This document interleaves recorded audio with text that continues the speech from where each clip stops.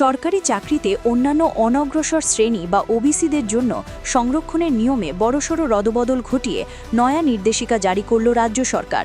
সরকারের শ্রম দপ্তরের পক্ষ থেকে সম্প্রতি এই সংক্রান্ত একটি গেজেট নোটিফিকেশন প্রকাশ করা হয়েছে। শ্রম দপ্তরের এই নয়া নির্দেশিকায় স্পষ্টভাবে জানিয়ে দেওয়া হয়েছে, এবার থেকে রাজ্য সরকারি চাকরিতে নিয়োগের ক্ষেত্রে অন্যান্য অনগ্রসর শ্রেণীর জন্য মোট 7% আসন সংরক্ষিত থাকবে। নয়া এই বিজ্ঞপ্তি অনুযায়ী সংরক্ষণের ক্ষেত্রে নিয়োগ প্রক্রিয়াকে আরও অনেক বেশি স্বচ্ছ এবং ত্রুটিমুক্ত করার উদ্যোগ নেওয়া হয়েছে বলে প্রশাসনিক মহলের দাবি। সবচেয়ে উল্লেখযোগ্য, এই নতুন বিজ্ঞপ্তিতে পূর্বতন নির্দেশিকায় সংরক্ষণ সংক্রান্ত যে নিয়মাবলী জারি করা হয়েছিল তা সম্পূর্ণভাবে বাতিল করে দেওয়া হয়েছে।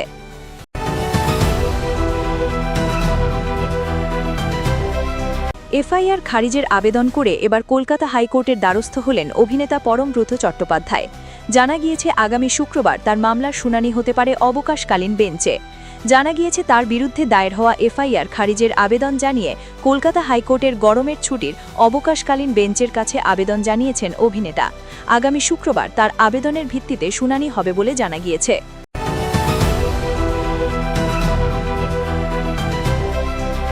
পার্কগুলি শিশুদের জন্য তৈরি করা হয়েছে, অথচ একটি পার্কে 11,000 কিলোভোল্টের বিদ্যুতের পোল বিপজ্জনকভাবে হেলে রয়েছে।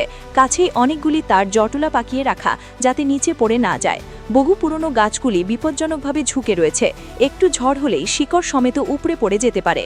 এই থেকে মনে মনে যে ছবিটি আঁকা হয় তা বিহারের একদিকে ক্রমহ্রাসমান এবং অন্যদিকে ক্রমশ বাড়তে থাকা আমজনতার জন্য তৈরি ক্ষণভঙ্গুর বিনোদন ক্ষেত্রের খণ্ডচিত্র, যেখানে বিকেলে শিশুদের নিয়ে বাবা মায়েরা বেড়াতে যান, শিশুরা খেলাধুলো করে।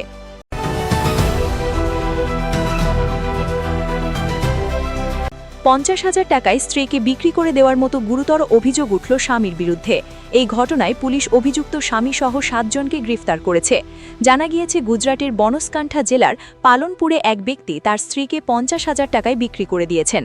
কারণ হিসেবে জানা গিয়েছে, ওই ব্যক্তি বরাবরই নিজের স্ত্রীকে অপছন্দ করতেন, আর তারই জেরে তিনি কেবলমাত্র টাকার বিনিময়ে বিক্রি করে দিয়েছেন।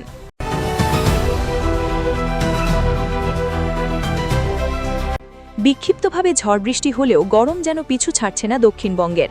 আগামী দুদিন পর থেকে দক্ষিণবঙ্গে বৃষ্টি বাড়বে বলে জানিয়েছে আলিপুর আবহাওয়া অফিস। বিক্ষিপ্ত বৃষ্টি হবে কলকাতা এবং তার পার্শ্ববর্তী জেলাতেও।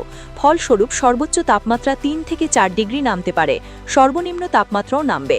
এই বিষয়ে আলিপুর আবহাওয়া অফিসের পূর্বাঞ্চলীয় অধিকর্তা হাবিবুর রহমান বিশ্বাস জানিয়েছেন, দক্ষিণ বিহারে একটি ঘূর্ণাবর্ত রয়েছে। এই ঘূর্ণাবর্ত থেকে অন্ধ্রপ্রদেশ উপকূল পর্যন্ত উত্তর দক্ষিণ অক্ষরেখা বিস্তৃত। এই অক্ষরেখা ঝাড়খণ্ড এবং উড়িষ্যার উপর দিয়ে গিয়েছে। এর পাশাপাশি বঙ্গোপসাগর থেকে প্রচুর পরিমাণে জলীয় বাষ্প এই রাজ্যে বায়ুর নিম্ন স্তরে ঢুকছে, ফলে ঝড় বৃষ্টি হচ্ছে।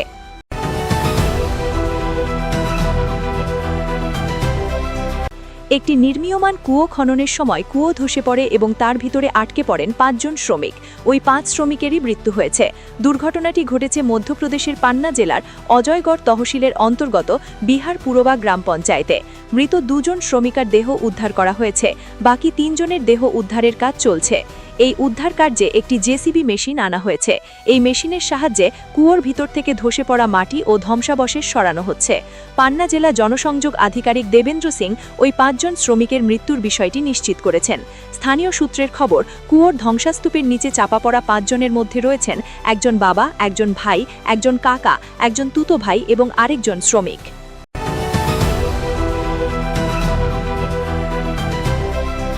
বেঙ্গালুরু থেকে চেন্নাইগামী ইন্ডিগোর ফ্লাইট 6E6017 উড্ডয়নের ঠিক আগে হঠাৎ বিমানটি ধোঁয়ায় ভরে গেলে আতঙ্ক ছড়িয়ে পড়ে।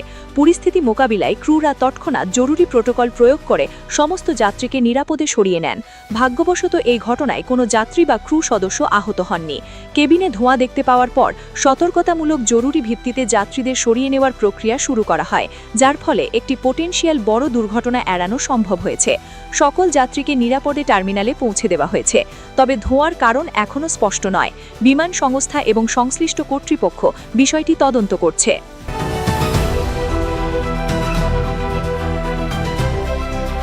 লিগ পর্বের শেষে দলের অবস্থান বিচার করে তুল্যমূল্য লড়াইয়ের আজ করেছিলেন অনুরাগীরা, কিন্তু প্রথম কোয়ালিফায়ারে অনুরাগীদের অনুমান মিথ্যে প্রমাণ করল royal Bangalore.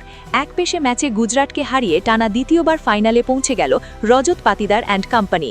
Chennai super kings এবং মুম্বাই ইন্ডিয়ান্সের পর তৃতীয় দল হিসেবে টানা দ্বিতীয়বার খেতাব জয়ের খুব কাছে আরসিবি।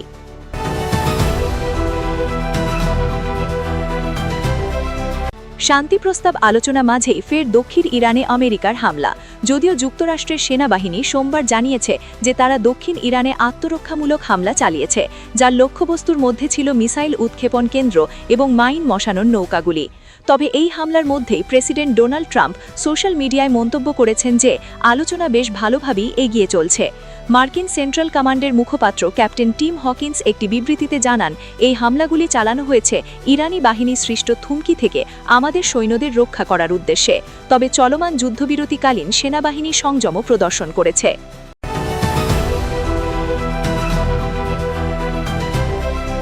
সিনেমা মুক্তির আগেই ট্রোলিংয়ের শিকার বরুণ ধাওয়ান, মৃণাল ঠাকুর ও পূজা হেগড়ে।